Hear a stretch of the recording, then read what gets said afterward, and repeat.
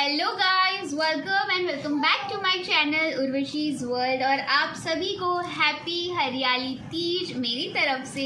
आज ही हरियाली तीज है, इसीलिए मैं रेडी भी हुई हूँ। मैंने यहाँ पे ग्रीन और रेड कलर की साड़ी पहनी है, बंदेज और लहरिया प्रिंट में। और आज मैंने चूड़ी भी पहनी है, जबकि मैं चूड़ी पहनती नहीं हूँ। और ज़्यादा कुछ मेकअप नहीं किया है, फेस पे तो कुछ भी नहीं लगाया है, सिर्फ सिंदूर, बिंदी, लिपस्टिक, आईब्रोज फिल की है और आज काजल लगाया है, कान के बुंदे भी पहने हैं, मंगलसूत्र पहना है जो मैंने लिया था ज़ेरा की ज्वेल से, जिस पे मैंने शॉर्ट वीडियो डाली थी ऑलरेडी। तो आज मैं आप लोगों के साथ खड़े होकर ही बात करने वाली हूँ, क्योंकि आज विराज ने ठान के रखी है मुझे वो शूट नहीं करने देगा। ये जो वीडियो होने वाला है वो है about my labour and birth story. तो हम वीडियो की शुरुआत करते हैं और शुरुआत करेंगे शुरुआत से। तो शुरुआत वहाँ से हुई थी जब मुझे पता चला था कि मैं प्रेग्नेंट हूँ बाय होम किट। जो होम किट आती है घर पे, हम जिस पे चेक करते हैं, तो वो मैंने चेक किया था 27 दिसंबर 2022। तो ये डेट मुझे इसलिए याद है क्योंकि मैंने इसको ऐसे पैकेट में रखा हुआ है किट को। और ये मैं ऐसे ही डॉक्टर के पास भी लेके गई थी, मैं आप लोगों को दिखा देती हूँ। तो यहाँ पे आप देख सकते हो बहुत हल्की लाइन है। अगर मैं आप लोगों को ऐसे दिखाऊंगी तो आप लोगों को शायद दिखेगी भी नहीं। और मुझे डेट इसलिए याद है क्योंकि डेट मैंने उसके पीछे लिख ली थी 27/12/2022। तो ये मैंने इसको इसमें रखा हुआ है क्योंकि मुझे हमेशा ही संभाल के रखनी है। और मैं डॉक्टर के पास भी लेके गई थी, तो मैं ऐसे ही लेके गई थी। तो बहुत लाइट लाइन थी, तो मैंने डॉक्टर को पूछा कि ये इतनी हल्की लाइन क्यों है। तो मेरे डॉक्टर बोला कि हो सकता है आपने बहुत अर्ली प्रेगनेंसी, मतलब आपकी अर्ली प्रेगनेंसी है, मे बी इसलिए बहुत हल्की लाइन आई है, तो आप एक बार स्कैन करा लो। और स्कैन करने भी मुझे 2-4 दिन रुकने के लिए बोला था। स्कैन कराने के लिए गई तो स्कैन में फीटस दिख रहा था पर हार्ट बीट नहीं आई थी। और जब हार्ट बीट नहीं आई तो मैं बहुत ज़्यादा डर गई थी कि मैं प्रेग्नेंट हूँ बट हार्ट बीट नहीं। और मैं देख रही थी, और यहाँ पे ना मैं साइड में पिक्चर लगा दूँगी, तो उसमें हार्ट बीट नहीं आई थी। फिर मेरी जो सोनोग्राफी वाली, मतलब जो डॉक्टर थी, उन्होंने मुझे बोला कि आप और 2-4 दिन बाद आना तो हार्ट बीट आ जाएगी इसमें। तो मैं बोला ठीक है। तो बोले अपना ख्याल रखो, ज़्यादा स्ट्रेस मत लो, क्योंकि मैंने बहुत ज़्यादा स्ट्रेस ले लिया था उस वक्त। तो 10 या 11 तारीख को मैं गई थी जनवरी में अपना सेकंड स्कैन कराने के लिए। तो सेकंड जो स्कैन किया था उसमें भी ना हार्ट बीट जस्ट आई थी। मतलब हार्ट बीट कितनी ही होगी, इतनी धीरे धीरे हार्ट बीट आ रही थी। तो मेरी डॉक्टर बोली कि हार्ट बीट लग रहा है ऐसे जैसे अब भी आई है। और मेरी जो हार्ट बीट, मेरी नहीं, आई मीन जो मेरे बेबी की हार्ट बीट आई थी वो था 113 समथिंग, या 130 था या 113 था, मैं कंफ्यूज हूँ। वो सब आपको ना यहाँ पे स्क्रीनशॉट देखने के लिए मिल रहा होगा। तो उतनी आई थी। तो मेरी डॉक्टर बोली ऐसा लग रहा है जैसे अभी अभी हार्ट बीट आई है। तो जब मैं डॉक्टर के पास गई थी, मतलब मेरी गायनी के पास गई थी, तब उन्होंने लास्ट LMP से मेरे को बताया था कि आप 6 वीक्स प्रेग्नेंट हो, 6 वीक 1 डे समथिंग कुछ प्रेग्नेंट हो। बट जब मैं स्कैन कराने गई थी, मेरे ख्याल से 1 हफ्ते 10 दिन बाद गई थी, तो मेरी जो स्कैन वाली डॉक्टर है, जिस दिन हार्ट बीट आई थी उस दिन मेरी डॉक्टर ने बोला कि अब आपको 6 वीक्स, मतलब वो रिपोर्ट में था, मैं सब यहाँ पे डालती जाऊँगी, 6 वीक्स 1 डे आज हुआ है। मतलब मेरे ख्याल से मेरी प्रेगनेंसी कितना, 1 हफ्ता 10 दिन लेट चल रही थी अकॉर्डिंग टू माय LMP। क्यों? क्योंकि मुझे PCOD था, तो मैंने लेट कंसीव किया था। तो मेरी जो प्रेगनेंसी थी वो लेट कंसेप्शन वाली प्रेगनेंसी थी। तो मैंने पूछा उनको कोई घबराने वाली बात है या ऐसा कुछ। तो मेरी डॉक्टर बोली कि जो मेरी 2 डॉक्टर की बात होगी यहाँ पे, एक जो मेरी गायनी है जो मेरा ट्रीटमेंट कर रही थी, और एक सोनोग्राफी वाली। तो दोनों डॉक्टर्स अलग अलग है, दोनों हॉस्पिटल अलग अलग है, ठीक है।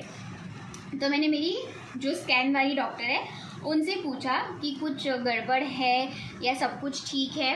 तो उन्होंने बोला ऐसे तो सब कुछ ठीक है, बट मैं जो रिपोर्ट देने वाली हूँ आपको, ये आप अपनी डॉक्टर के पास ले जाना, वो आपको सब कुछ एक्सप्लेन कर रही। तो मैंने बोला ठीक है। मैंने वो रिपोर्ट ली, मैं गई, और पता नहीं और भी शायद कोई रिपोर्ट थी, मुझे याद नहीं है। तो वो लिया मैंने और मैं चली गई अपने डॉक्टर के पास, उनको दिखाया मैंने।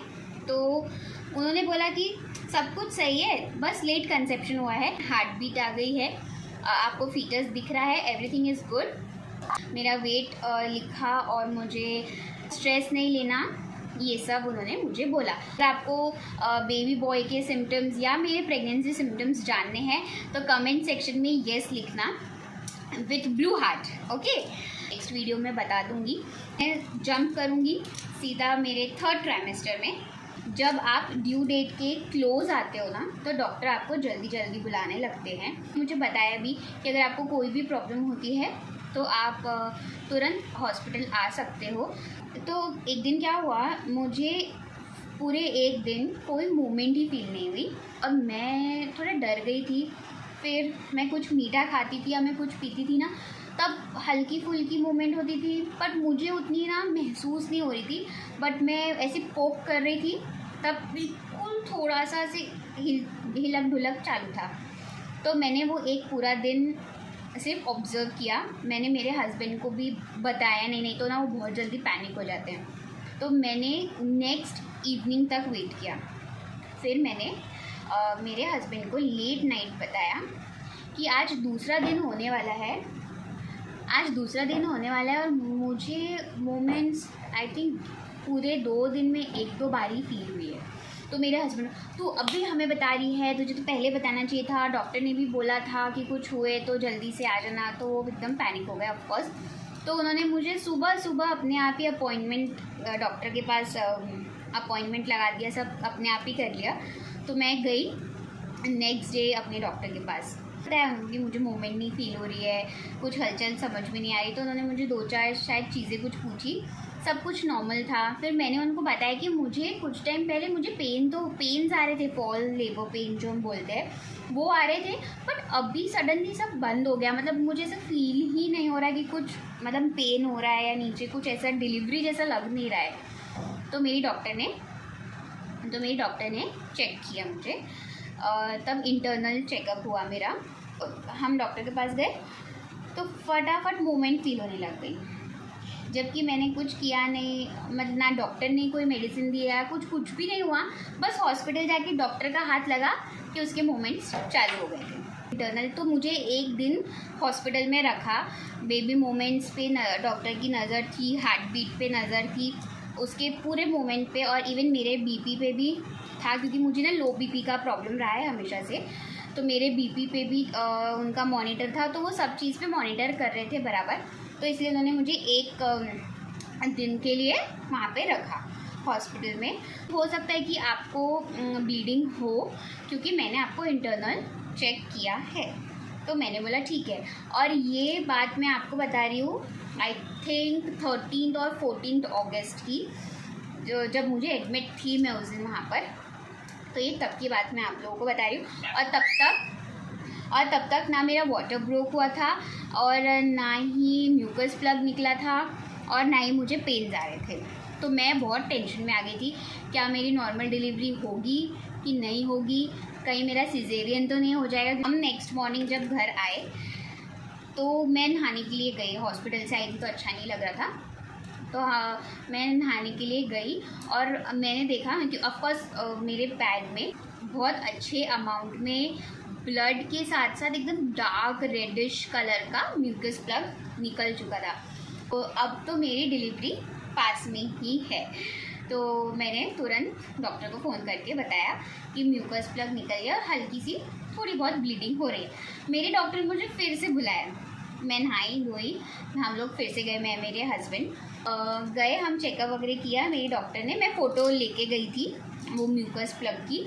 तो मैंने डॉक्टर को पूछा अब क्या करना है। तो डॉक्टर मेरी बोली कि हम अब इससे ज़्यादा लेट नहीं करने वाले हैं, तो आपकी डिलीवरी हम परसों करेंगे, मतलब 16 अगस्त। यस, 16 अगस्त को विराज हुआ था। सो मैं 16 अगस्त को ही एडमिट हुई और 16 अगस्त को ही मेरी डिलीवरी हो गई थी। हाय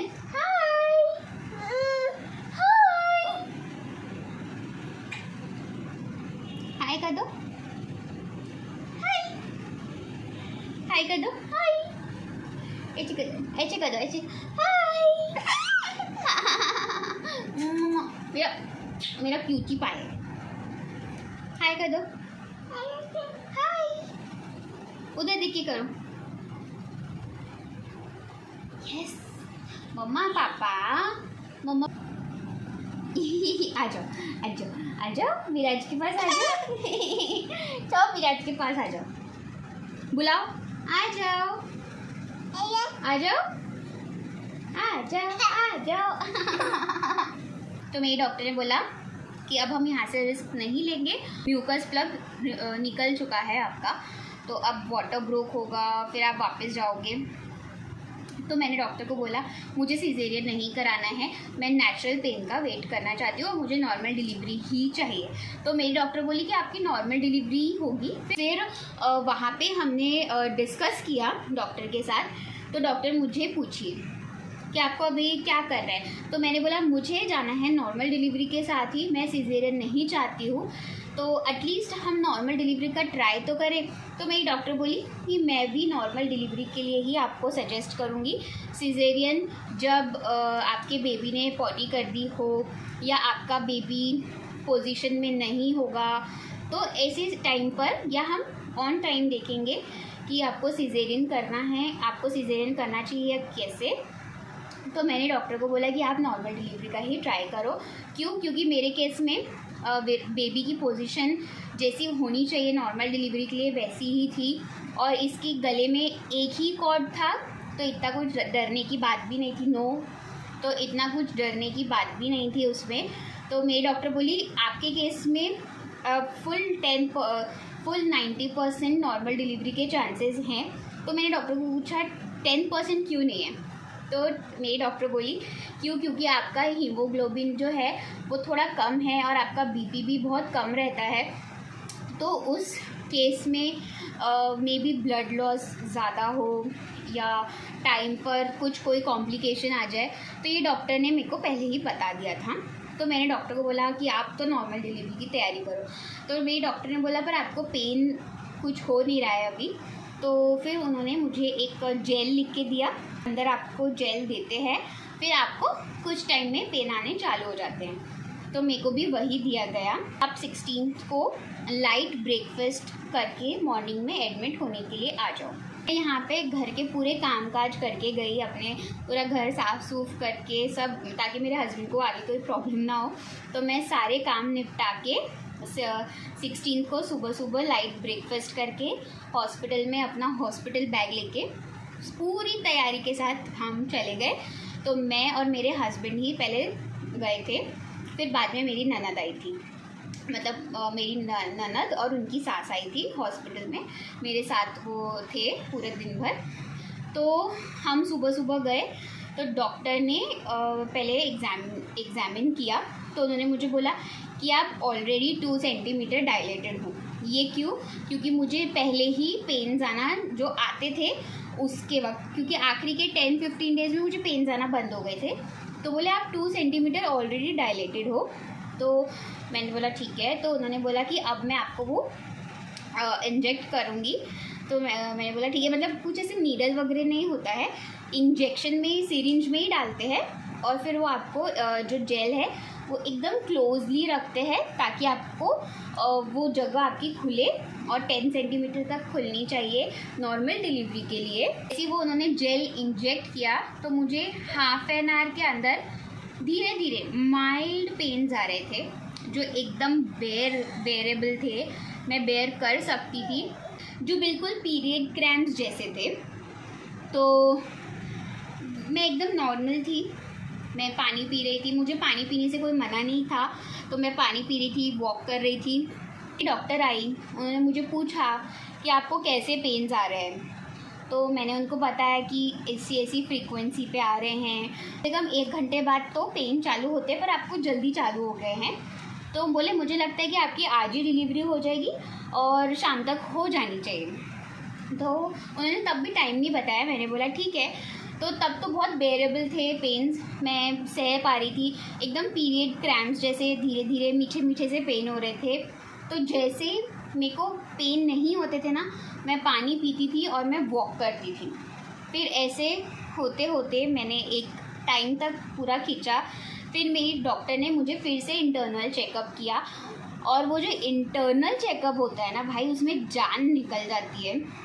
तो जब दोबारा इंटरनल चेकअप किया ना, तब मेरी डॉक्टर ने मुझे बोला कि आप आई थिंक 6-7 सेंटीमीटर डायलेटेड हो चुके हो ऑलरेडी। तो बोले बहुत जल्दी आप डायलेट हो चुके हो। तो बोले मेरे को लगता है आपकी 5 बजे तक तो डिलीवरी हो जाएगी, और ये 3:30-4 बजे की। अब मैं सोची 1 घंटा निकालना है, और उसके बाद से पेन इतना बढ़ने लग गया, इतनी तेज़ी से आने लग गए, मतलब ऐसा लगता था कि मैं सांस ले रही हूँ, जैसे ही मैं सांस छोड़ी वैसे ही मुझे पेन आ रहा है, मतलब इतने फ्रीक्वेंटली आ रहे थे। और ऐसे लग रहा था जैसे मुझे ना पूप पास करना, मतलब मुझे ऐसा लग रहा था जैसे मुझे पॉटी आ रही है, और मैं ऐसा लग रहा है जैसे मुझे वॉशरूम आ रहा है। तो मैं बार बार वॉशरूम में जाके बैठ रही थी। बट एक टाइम ऐसा आया आखिरी का कि मेरे डॉक्टर ने मुझे बाथरूम जाने के लिए मना कर दिया। और एक बात मैं बताना भूल गई कि जब आप डिलीवरी के लिए रेडी होते हो ना, मतलब जब आप डिलीवरी के लिए जाते हो, तो आपको पहले ही एनीमिया दे दिया होता है डॉक्टर ने। जो भी आप खा पी के आए हो वो सब, आपका पेट पूरा साफ़ हो जाता है उससे। और अगर आपके प्यूबिक हेयर है तो वो लोग नर्स पूरा शेव कर देती है आपको, और एनीमिया देके आपका पेट खाली करने के बाद, ये सब होने के बाद आपको वो जेल दिया जाता है। तो मेरे साथ भी सेम प्रोसीजर हुआ था। तो मैं एक बात बताती हूँ, मैं पूरा टाइम लेटी नहीं, मैं चेयर पे बैठी रही, मैं वॉक करती रही, और मैंने वो सारी एक्सरसाइज की जो मुझे डॉक्टर ने बताई थी। मैं बैठ के मतलब एक पैर पे वज़न डाल रही थी, एक पैर रिलीज़ कर रही थी, मतलब मैं जगह बना रही थी कि मेरा जल्दी जल्दी डायलेट हो जाए। तो ये हुआ। और फिर उसके बाद एक टाइम ऐसा आया कि मैंने मेरी ननद को बोला जल्दी से जाओ नर्स को बुला के लाओ। वो नर्स को बुलाया, मैंने उनको बोला कि मुझे ऐसा लग रहा है कि कुछ निकल रहा है, क्योंकि मैं नीचे जैसे हम इंडियन टॉयलेट में बैठते ना, मैं वैसे बैठी थी। तो मैंने उनको बोला कुछ निकल रहा है, तो वो बोली जल्दी से थोड़ा ऊपर उठ के चेयर पे बैठ जाओ। मैं चेयर पे बैठी, वो डॉक्टर को बुलाई, डॉक्टर आई, डॉक्टर बोली जल्दी चलो लेबर रूम में चलो जल्दी से, ऑपरेशन थिएटर में।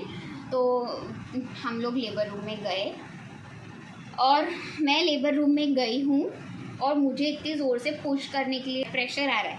तो वो कपड़े पहन रही थी जस्ट मेरे सामने, तो उन्होंने बोला कि पुश मत करना, मुझे बेबी का हेड दिख रहा है। क्यों? क्योंकि वो मेरे सामने नहीं थी, अगर मैं पुश कर देती तो मे बी बेबी गिर सकता था।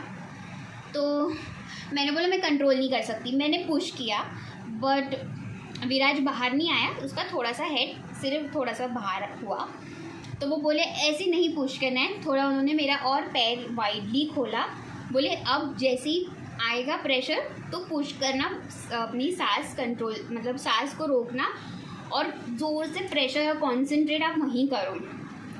वो जब तक मुझे समझाती या कुछ, मुझे इतनी ज़ोर से प्रेशर फील हुआ, और मैंने इतनी ज़ोर से पुश किया कि विराज आई थिंक सेकेंड पुश में ही बाहर, मैंने 2 ही पुश किए, और सेकेंड पुश में विराज बाहर हो गया।